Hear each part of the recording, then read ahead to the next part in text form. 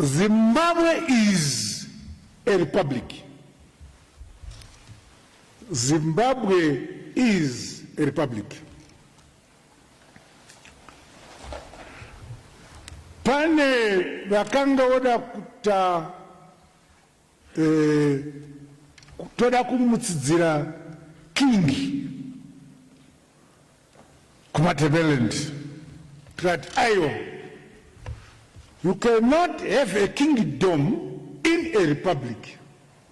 That's which is the kingdom of Lesotho, the kingdom of Eswatini. They are not republics, they are kingdoms.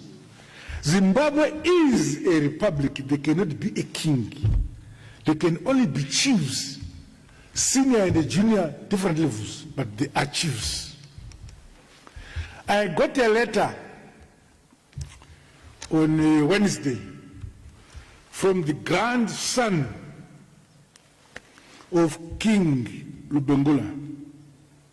Achitenda kuti tokutenda President Mnangagwa recognize Mchane Kumalo, my great uncle.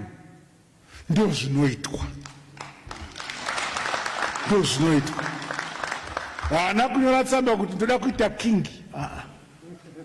Akanyora tsamba achitenda kuti tinotenda kuti marecognize general wa sekuru wangu Lobengula, Colonel Mzilikazi Mchane. Ndio zvinoitwa.